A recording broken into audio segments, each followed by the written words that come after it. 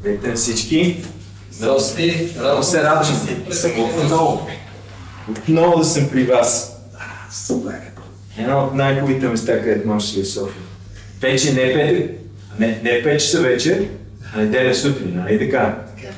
Така че, как би се отразява сутрината? Засяга добре. Едно-две кафета. 7 часа. Нали, вечер по-различно. Добре, нека се молим просто за Божието Слово. Боже, аз ти благодаря за тази прекрасна църква, Господи, която ти издигаш в София. Благодаря ти за всеки мой брат и сестра. Благодаря ти за тези, които ни гледат, които са част от църква, заветни реформирани църкви. Благодаря ти, Господи, за Твоето благоволение, за Твоята цел, за това, че ти градиш този дом, Господи Исус. Благодаря ти, Господи, че ти издигаш хора, а около пастор Ники, около семейството му, ти издигаш, Господи, хора, които да бъдат градители в този дом, които да могат да видят Твоята слава между нас, да могат да видят Твоята слава между тях в църквата им, Господи. И ти благодаря, Господи Исусе, за тази привилегия да мога да служа Словото и те моля, нека силата на Святия Дух да работи в сърцата на всеки един от нас, да оживотворява това Слово, Господи, така че променя сърцата ни да ги връща към Тебе. Понеже наистина, Господи, Ти си не само нашия Бог, Ти си любовта на нашия живот. И ние Ти благодарим, Господи, че Ти докосваш всеки от нас този ден в името на Исус. Амин. Амин. Добре, ние си говорихме с пастор Ники за това, защото аз питам къде всъщност, кажи ми сега, какво искаш да го служа? Село. Аз мога да дойда и като този пророка, нали, тук се майтабахме с него, и знаете, имаше един пророк, който му казва, ди, помажи. И после помажи го, затваря вратата и бяга. Аз мога като него да дойда, а по-добре да не е така. И затова питах и това, което говорихме, наистина да споделя с вас Слово, което е в посока, как споделяме Евангелието на нашите невярващи приятели. И ясно заглавил това послание живот чрез силата на кръста. И всъщност, преди въобще да стигнем до това да отговорим на въпроса, добре, как да споделяме Евангелието в този съвременен свят, съвсем по различен начин. Апостол Павел цитираше гръцки философии в Атина. На хората мисля, че беше в Ликония, по съвсем различен начин говореше. Добре, как да говорим днес и сега?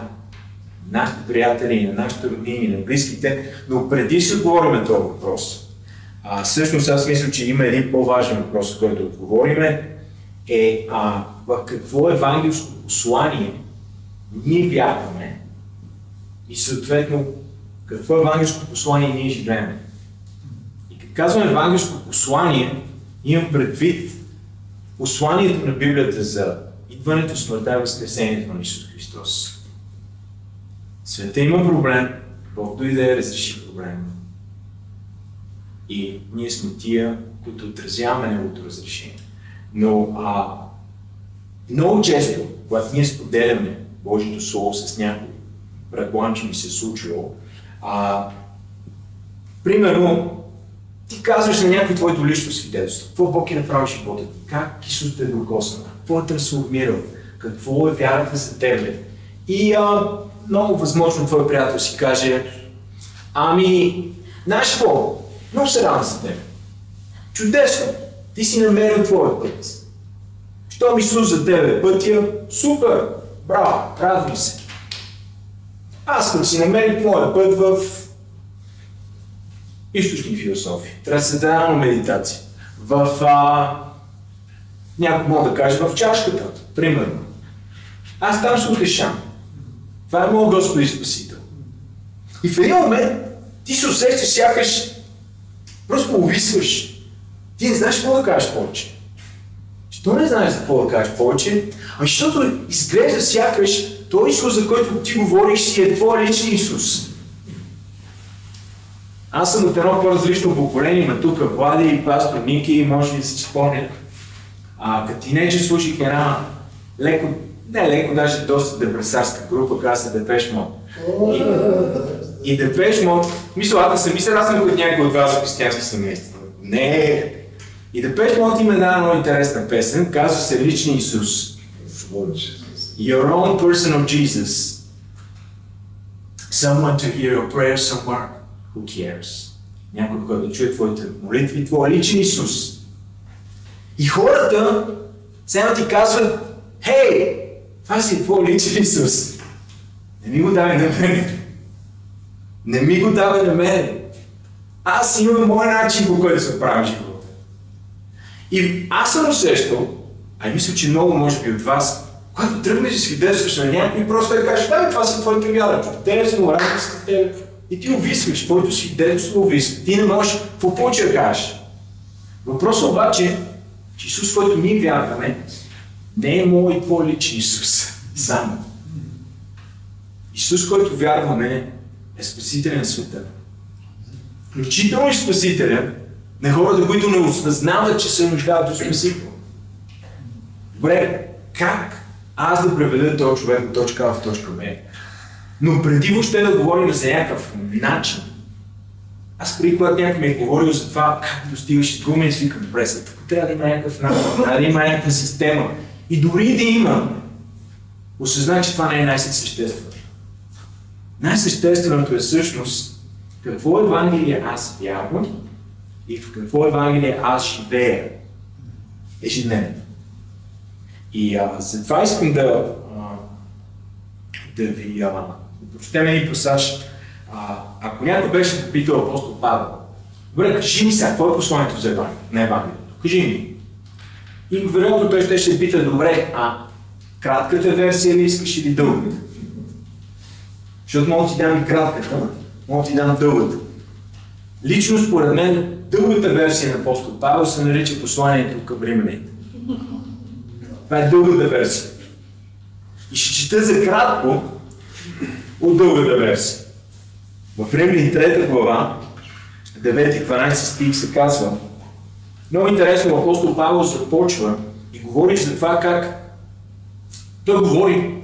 Много е важно, когато някой говори, да знаем това, но той говори.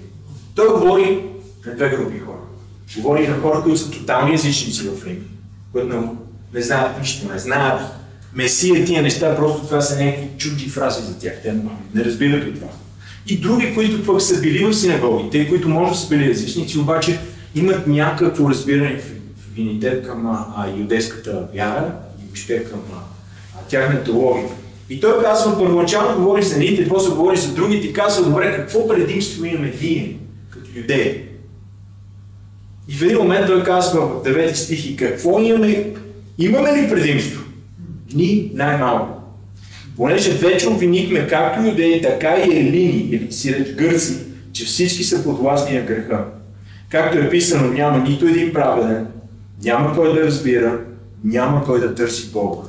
Всички се отвърнаха от Бога, до един станаха негодни, няма кой да прави добро, няма нито един.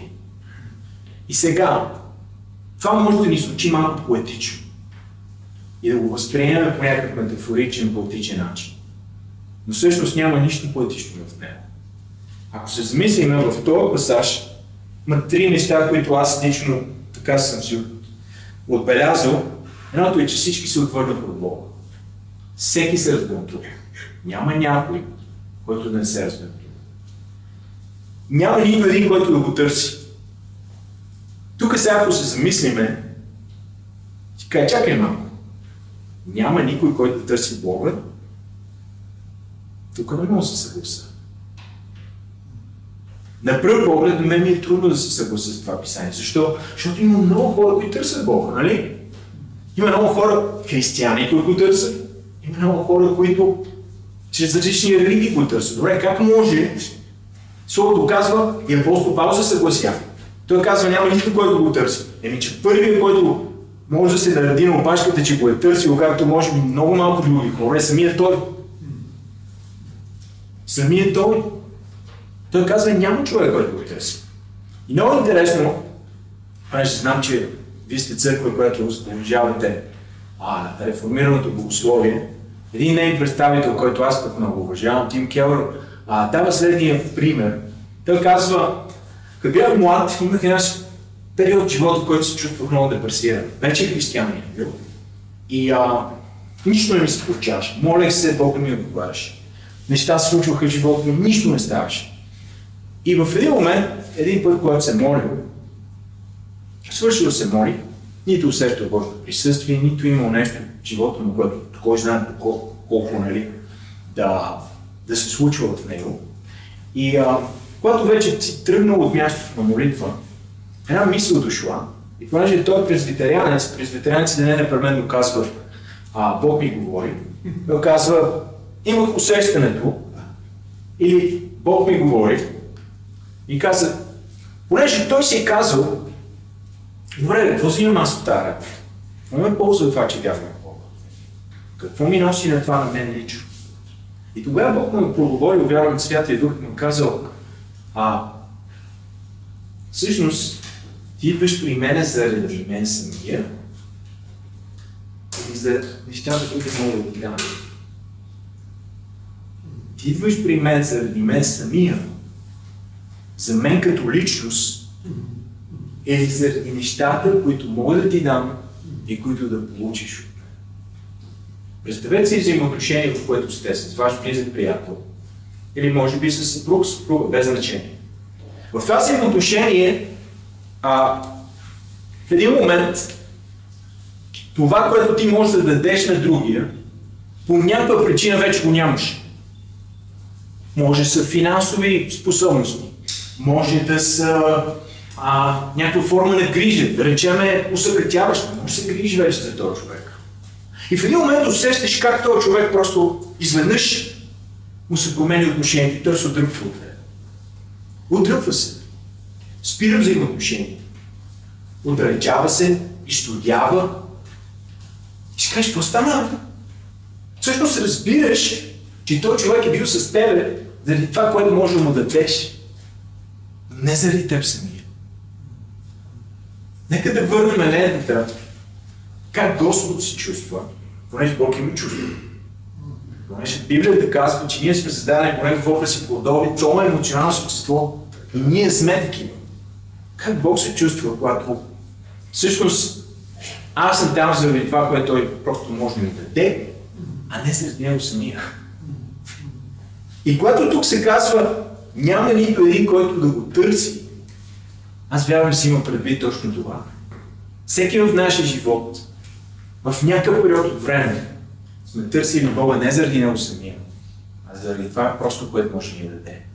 И ако сложиме това сито, може да се съгласим с апостол Павел, вярвам, че няма праведен път, няма нито един, който да го е търсил заради Него самия, а не просто заради това, което Бог може да ни даде. И тук се казва още нещо много интересно. Няма нито един, който да прави добро. Ще ви разкажа една лична история.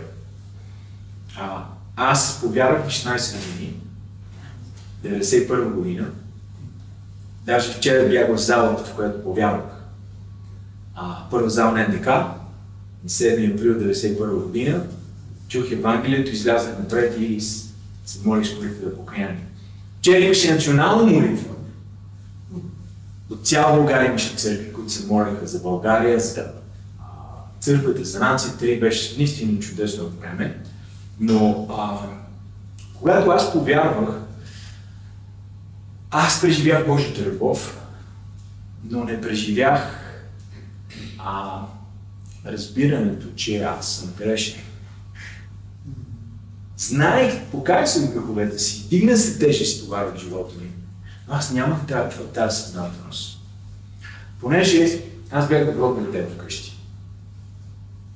Бях пълен отличник, не правих проблеми на майка си и баща си, но ще кажеш, и аз мислих себе си така. Чакай бе, Господи, всъщност аз съм добър човек. Добър човек съм. И много интересно, за години живях с тази съзнателност, въпреки че преживявах присъствието на Бога. въпреки че преживях Неговата любов, въпреки че Исус беше ранен в живота ми, години по-късно аз осъзнах, че всъщност аз заслужавам поради моите грехове да отида в ада и Бог ще е справедлив, ако ми изпрати там. Обаче, нещо вътре в мен все още стоеше. И когато четях притчата, ако си спомняте тази притча в Евангелията, където Исус отива в дома на един фарисей Симон, идва една грешна жена и тя започва да му мие краката и да го бърше с косите си.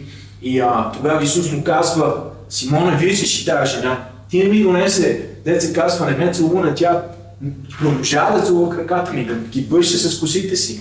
На който много е простено, да много обича. На който малко е простено, малко обича. И знаете ли, когато четях тази притча, как се чувствах? Случка, не притча. Да, случка. Да, тя е случка всъщност. Да, точно така. Чувствах се, че завиждах на тази жена. Завиждах. Защо я завиждах? Ами защото исках я да обичам много. Обаче не осъзнавах, че на мен много ми е простено. Не осъзнавах на мен, че много ми е простено, понеже смятах себе си добър човек. Какво има толкова Бог да ми прощава? Да, по някой път съм пожелал, по някой път съм бил завистлив. Да, не съм бил като църква вдъхновение. Има някои семейства, бивши наркомани, които в момента са чудесни семейства с деца, бизнеси имат. Някои от тях са били по 7, 8, 9 години на хероин и на тежки наркотици. Крали се, прави се. Какво се сетиш? И си казвам: Господи, що не бях като един от тия? Да знам поне като ми прощаваш. За какво ми прощаваш? Да, за какво да знам, че си им простил. И в един момент обаче, и някакси вътрешно си казвам: Господи, защо по този начин се чувствам? И в един момент разбрах нещо, което ми помогна да видя себе си в светлината на Божието Слово. И когато тук той казва: няма нито един, който прави добро. Всъщност, когато Бог говори няма нито един, който прави добро, той няма предвид за доброто като чисто някакви действия. Понеже истината е, че ти можеш да правиш добро с неправилни мотиви. Ти можеш да правиш добро с неправилни мотиви. Какво значи да правиш добро с неправилни мотиви? Аз осъзнах, че в моята израстване като доброто дете, всъщност това да съм добро дете е било моята стратегия за самосъхранение. Мотивът, който ме е водил, просто не исках да си навличам проблеми. Със всеки да съм найс, със всеки да съм окей, да не противоречи на родителите ми, да не противореча с приятелите, да не съм някакъв, задръстен, в същото време да не съм и най-популярния. Това беше моята стратегия за оцеляване. Това беше моята стратегия за, ако трябва да използвам библейски език, за изработване на моята собствена праведност. И тя, чрез помощта на Святия Дух, аз разбрах, че беше изцяло егоистична. Всъщност, мотивът ми беше чисто себичен. През цялото време. Аз не съм го правил, защото толкова искам да помагам на хората. Не казвам, че съм бил злодея, но всъщност в един момент аз разбрах, че аз не съм по-малко грешен от тази жена, която миеше краката на Исус. И това беше революционно. Много пъти, когато говорим за грях, има едно такова усещане в църква, че просто ни падат, потъват ни гримите. Депресираме се. Защо? Защото има едни дежурни демони, които ни говорят в ума и ти казват: чу си го, кучи си го, нали? Ти си знаеш колко си зле, сега ти казва колко по-зле си.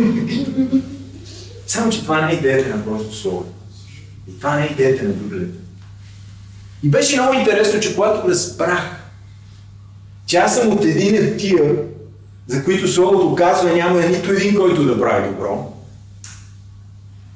Когато видях собствения си грях, години след това, Няма значение дали съм пастор, няма значение какъв съм. Аз съм ученик на Исус. Първо и при всичко. И когато го видях, вместо се депресирам, радост дойде в живота ми, което аз никога не съм имал преди. Чакай малко, тук нещо не се връзва. Аз обикновено ми казах греховете ми, просто ми потъват гемите, нали? Падат ми квитанците и така нататък. Що пък да се радваш? Ами защото, когато смяташ себе си за добър човек, малко или повече, Исус да умре за тебе е някакъв вид. Че да, малко или повече го заслужавам. Малко или повече, не си говорим истината, нали? Малко или повече, Господи, да. Обаче, Исус да умре за някой, който е абсолютен егоист и който го е прикривал пред себе си, прикривал го е пред другите. Ако това не е любов, аз не знам какво е. Аз не знам какво друго е любов. Исус умря за враговете си. Аз бях недобран. Аз не се интересувах от Бога. Той ме намери, не аз него. Той ме намери. Моето семейство беше комунистическо. Религията беше опиума на маса. Няма да се говореше за няма Бог. Какви неща. Когато си мислих, че има Бог, и 16 годишна възраст и по-малък, аз отхвърлих тази мисъл. Защо? Защото ако има Бог, усетих, че съм проблем с него. Така че по-добре не мисля за това. Нали? Отхвърлих го. Обаче, в един момент, който разбереш, че Исус умря за тебе и за мене, като някой, който въобще не се интересуваше от него, и въпреки това, той умря за тебе. Тогава това може да ми изпълва с радост, защото ако виждам себе си като все по-грешен в един смисъл, тогава Божията любов и това, което Исус направи лично за мене, мога все повече да го оценя. Защото той не умря за някой, който му беше фен, не умря за някой дори, който се интересуваше от него. Той умря за враговете си. Един от тях бях аз.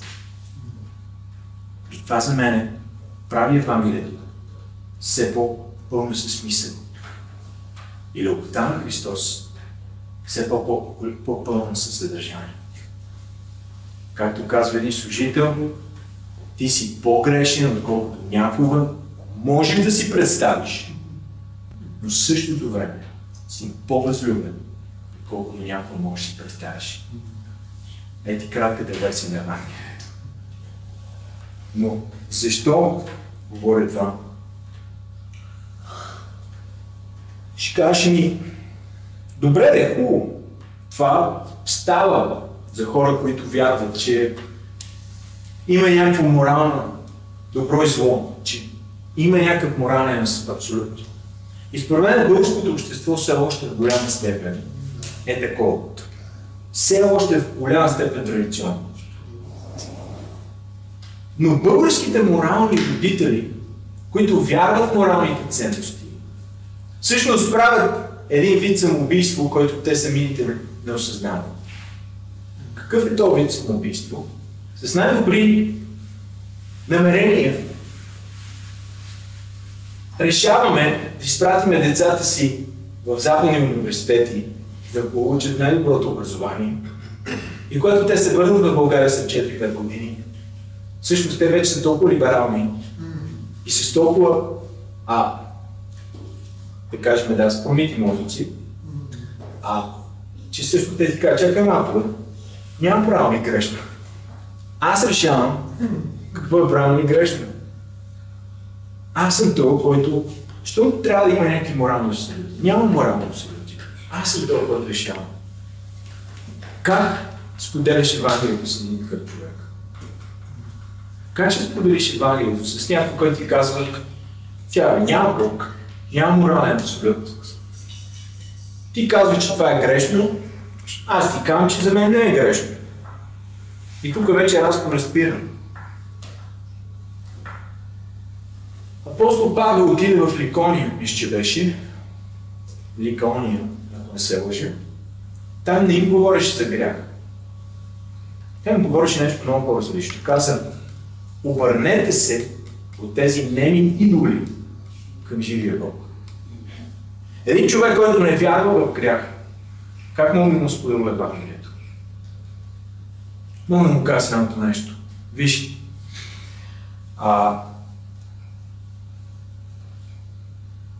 това, което ни дава смисъл в живота, това, което те кара да се събуждаш сутрин, това, което оправдава смисъла на твоето съществуване, е твоят Господар.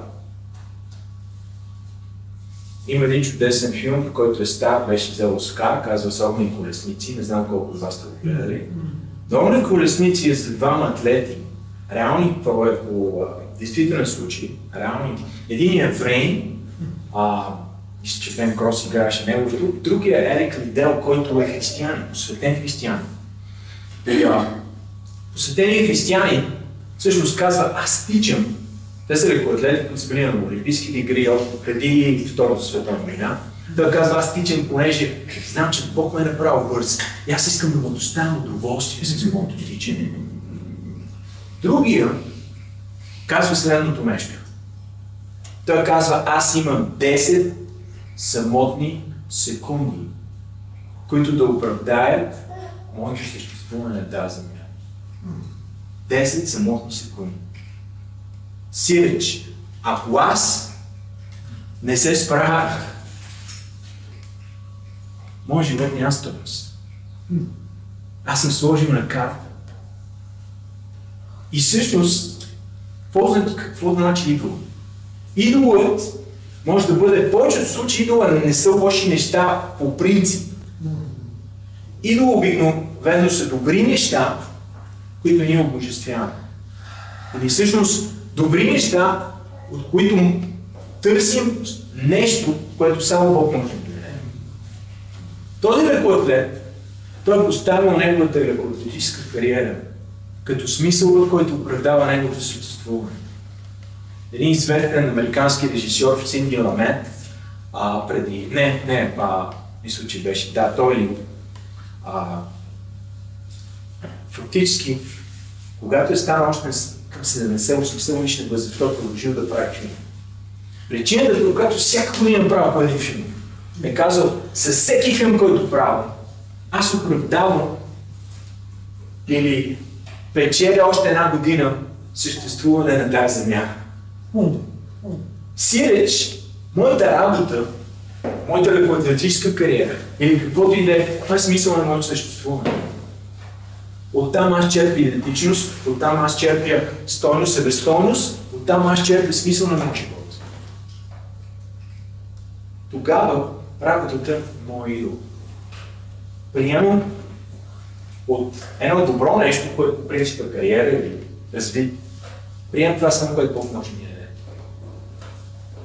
И един такъв човек, който не вярва в морални абсолюти, който е абсолютен релативист, аз ще му кажа, кажи ми какво ти дава смисъл на твоето съществуване. Кажи ми защо се събуждаш сутрин, кажи ми на какво не можеш да кажеш не. Когато шефът ти се обади и ти каже, можеш ли да останеш до 12 през нощта, можеш ли събота да работиш, можеш ли в неделя, не мога да му откажа. На това, на което не можеш да кажеш не, е възможно да е твой идол. Сиреч, Бог е ревнив. Знаете, целият Стар Завет Бог ревнив в живота на неговите хора. И когато е нещо, на което може да кажеш не, тогава е възможно това да бъде идол в живота. Идол, кариерата е добро нещо, абсолютно. Бог има за нас. Бог иска да се разсъждава, да успява в кариера. Кажем друго нещо, семейство. Две жени, които са имали проблеми с тинейджери, отиват при пастор. Едната не е много вярваща, другата много по-вярваща. И той ги присвика, може ли да простиш на твоето дете? Едната казва, да прощава.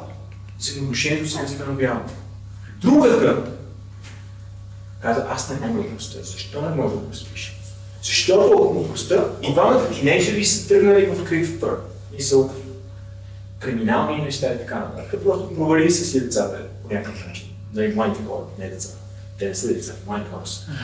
Живота. Другата казва, аз не мога да му простя. Защо не можеш да му простиш? Понеже ако му простя, целият ми живот се едно дърпам казанчето на туалетната и заминавам. Тази жена е фиксирала смисъл на нейното съществуване в това нейното дете да се развие по начин, по който тя иска и по никакъв друг. Сиреч, неговия провал е провал на нейния живот. Едно добро нещо, като отглеждането на твое дете, може да се превърне в идол. И когато някой е невярващ, аз мога да, когато не вярва в морални усилия, мога да му кажа, виж, ти, това, което е твой Господар, обикновено той няма да те удовлетвори.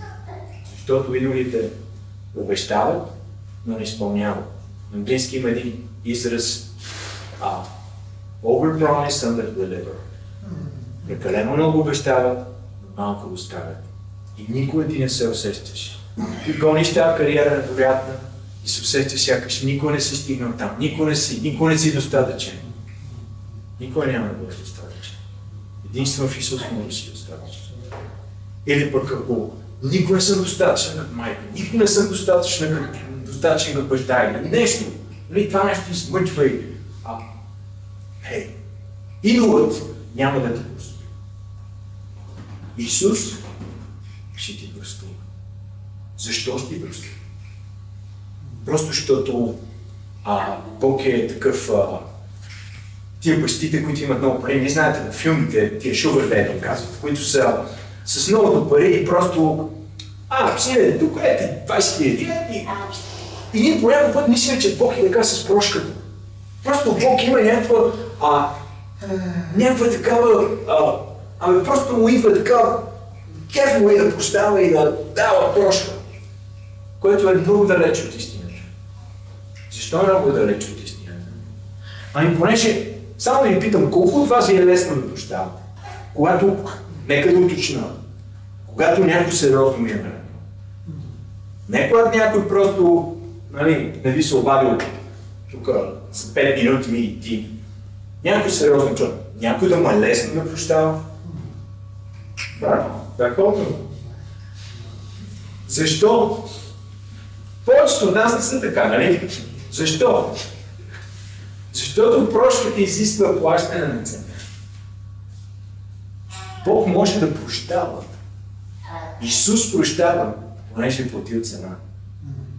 Затова седна на пастор Ники, когато му, понеже моето се счупило и му каже, Ники, можеш да ми ядеш една седмица колата, че тук има час на някъде.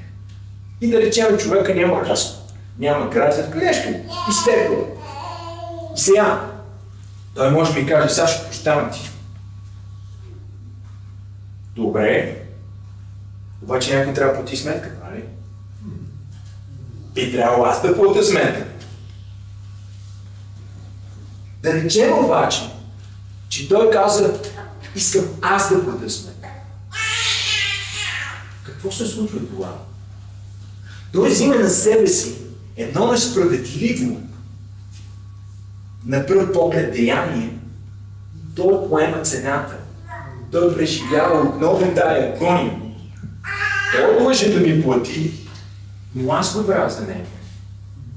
Това, което Исус направи на кръста, е точно това. Той плати сметката, моите и твоите, за моите и твоите грехове. И причината, поради която може да прощава, е поради това, че платил сметката. А не понеже Бог е лаш, той просто разбираш и ние сме създадени в Негови образ и подобни, никой не му е лесно да прощава. Прошката е ви страдание. Исус го понесе. И поради това аз мога да бъда простен. И защо говоря? Сега ще кажа, защо ми говориш ти, аз не знам. Едно да ги знаеме, друго да ги живеем. Две са съвършено различни неща. И в пак в 3 глава се казва 21 стиха. Сега без закона се яви оправданието от Бога, за свидетелство на закона и пророците, оправданието от Бога чрез вяра в Христос за всички и върху всички вярващи, защото няма разлика. Всички се грешиха и са отчуждени от Бога, но те биват оправдавани давно с Неговата благодат чрез изкуплението, извършено от Исус Христос. Исус плати цената за нашия Бог. И затова ние можем да бъдем оправдани давно. Това е като една дреха, Неговата праведност, моята мръсна дреха, обличам Неговата праведност и съм с нея. Тя не е моя. Аз не съм направил нищо, за да бъда с нея. Тя ми подобна. И това да получа праведност или оправдание, давно, е едно от най-големите обиди за голяма част от хората. И най-големият камък за спъване. Как така Бог ще ни подари? Как така ще приема нещо дадено? Аз не мога да приема нещо дадено. Това просто е чувано. Фарисеите никога не приеха Божията праведност. Защото те не може да си да си позволят на себе си да приемат нещо дадено. Трябва си да ги работят. И ние днес, християни, ние изповядваме, че сме оправдани чрез вяра в Исус Христос, обаче много пъти, когато се зададе въпрос, защо нашата молитва не е уверена? Защо аз не отивам смело пред Бог и да искам да кажа сякаш, аз имам пълното право да се моля смело да Бог да ми говори. Защо? Защото много пъти ние сме съзнателни за нашата собствена недостатъчност. И когато съм съзнателен за моята собствена недостатъчност, аз си казвам, защо Господи, ти да ми отговориш, защо да съм толкова смел пред Тебе? Просто защото идвам пред Него с моята праведност, не с Христовата. Когато отида с Христовата праведност, ще кажа, да, Господи, аз не заслужавам. Но ти ме облече с една дреха, на която пише, че заслужавам. Да чуеш моите молитви, да отговориш и на мен. И да можеш да дойдеш и да си сериозен за това, което се моля. И да би отговор. Тай дреха ми дава. Тя ми дава смелостта да дойда в Неговото присъствие.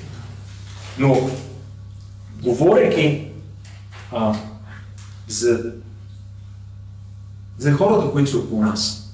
И когато говорим за достигане на изгубените, може би най-впечатляващата случка, с нея ще завърша, най-впечатляващата случка в Библията за какво се казва? Урок по евангелизация. Това е, за мен лично е Йоан 4 глава, Исус и Самарян. Знаете ли, има много самаряни и самарянки всеки от нас. Много хора, които наглед изглежда всичко има окей, обаче са прикрити. Самарянката беше прикрита. Защо?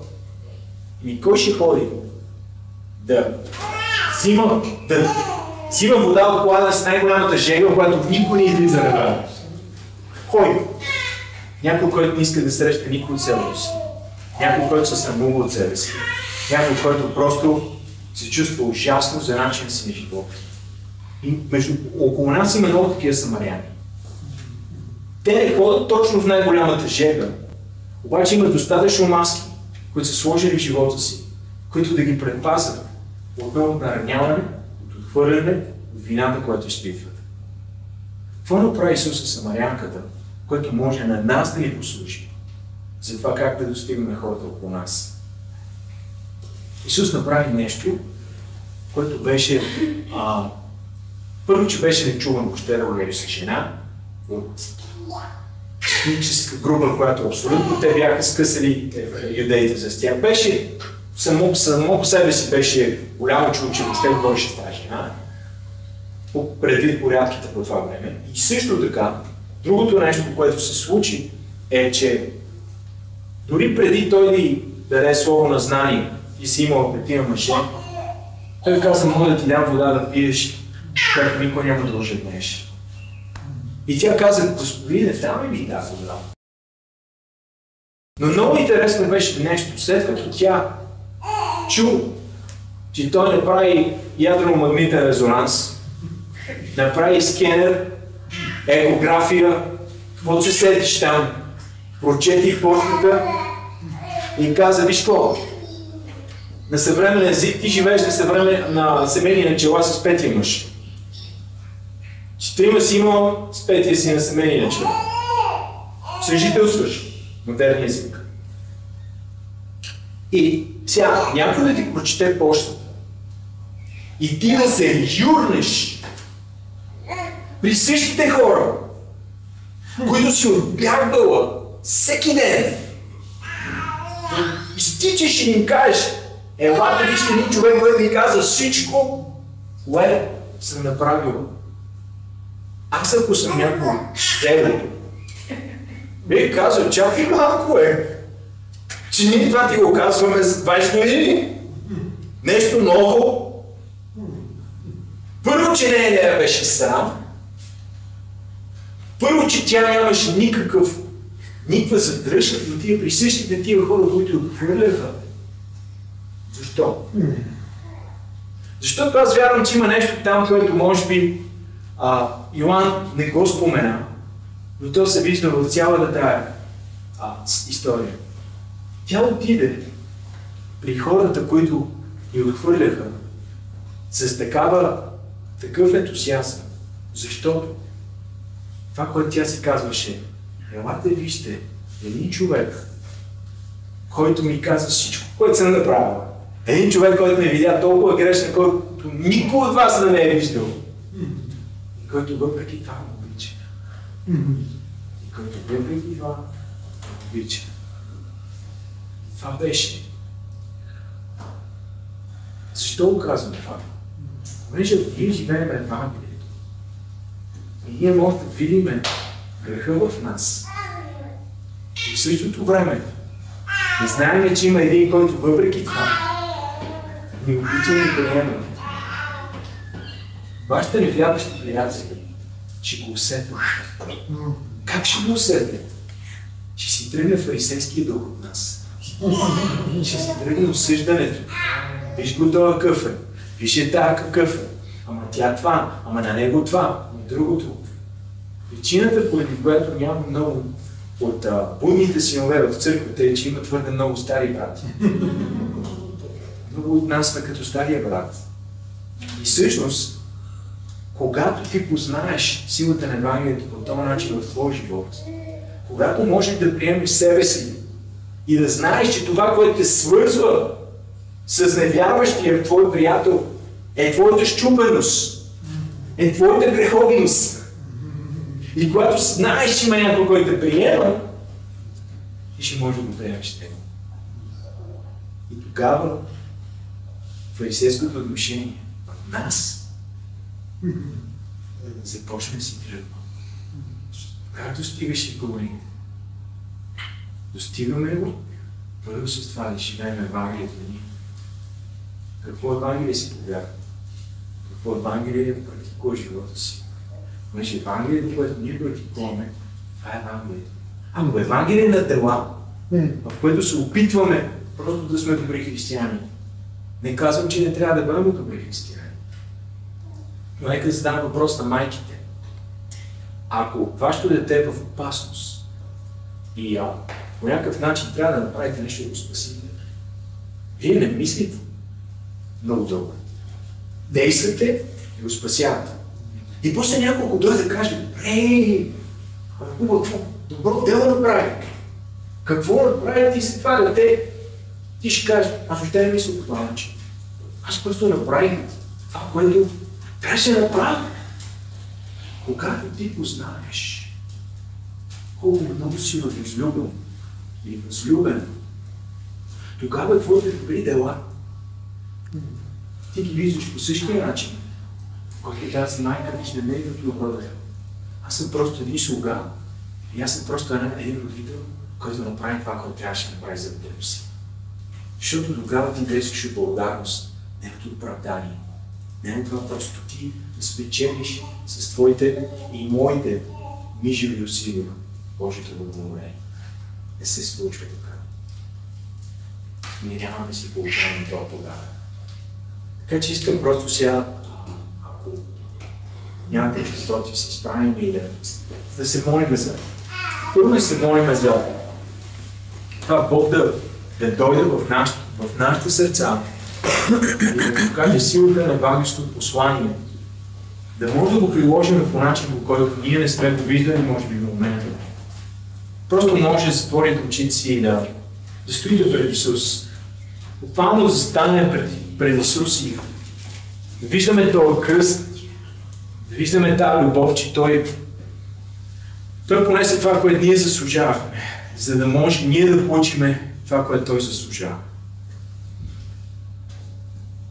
И Господи, заставайки пред Тебе, Господи, ние се покажем от всяка форма на себеправедност, всяка форма на наши пред Тебе буквално жалки опити. Да опитаме да получим Твоето благоволение с морален живот, с добро поведение и с това дори да сме добри християни, Господи. Това не върши работа пред Тебе. Може да се похвалим пред другите, но не и пред Тебе. И Господи, идвайки пред Тебе, събличайки тази наши умърсени дрехи на нашата себеправедност. Господи, дори Ти си казал, Господи, да ни кажа, че няма нито един праведен, няма нито един, който да върши добро. Благодарим Ти, Господи, че в същото време Ти, Господи Боже, си ни възлюбил, дори когато бяхме Твое благоволение. Дори в моменти, когато сме благовестни, търсейки по нашия си начин да стигнем до Тебе или търсейки по нашия начин да водим живота си. Господи, благодарим Ти за тая невероятна милост, за този невероятен подарък. Господи, че може в същото време да живеем и да се чувстваме приети, обичани, прегърнати с купнеж на Твоя страна. Като нашия небесен Отец, към всеки един от нас. Благодарим Ти за тая невероятна вест, блага, невероятна вест, че Ти ни възлюби, Господи, и ни приемаш такива, които сме. Господи, сега Те молим, отвори очите ни. Отвори очите ни за хората около нас. Дори всички тия млади семейства, събраните от млади, някои вече на възрастно. Господи, отвори очите ни за семейства, отвори очите ни за приятели около нас, които са не по-малко счупени от нас, които са не по-малко без надежда. Без надежда, Господи, че те могат да имат Тебе, могат да бъдат приети от Тебе, така както Ти си приел мене, както Ти си приел всеки от нас. Господи, моля се. Дори там, Господи, където имало в сърцата ни отношението на стария брат. И сме казвали вътрешно, ама този е такъв, ама ония е едикъв си, ама третия е едикъв си. Господи, милостта, която си ни показва, нека да имаме тази способност да покажем към тия, които виждаме тяхните несъвършенства, да виждаме тяхната разчупеност. Господи, нека Святият Ти Дух, нека да роди, Господи, аз се моля в името на Исус. Нека да роди този ден, Господи, купнеш в нас. За тия, които нямат надежда. И за тия, които, Господи, всячески се опитват да оправдаят своето съществуване. Чрез всякакви начини, Господи, които никога няма да ги оставят да се чувстват напълно удовлетворени. Благодарим Ти, Господи, обърни сърцата му, отвори очите ни. Дори този ден, Господи, покажи ни хора, за които да започнем да се молим, за които да започнем да стоим и да освобождаваме Твоята любов. Първо в молитва, Господи. И нека, Господи Боже, чрез Твоя Святи Дух, Ти да ни дадеш този шанс да видят първо Христос в повече нашите отношение на грижа и любов към тях практично и също така, Господи, в Твоето време да ни дадеш шанс да може да споделим това Евангелие, което е променило нашия живот лично. Благодарим Ти, Святи Дух. Аз се моля, Твоето обещание казва, че когато Ти дойдеш, ще ни дадеш сила да бъдем Твои свидетели.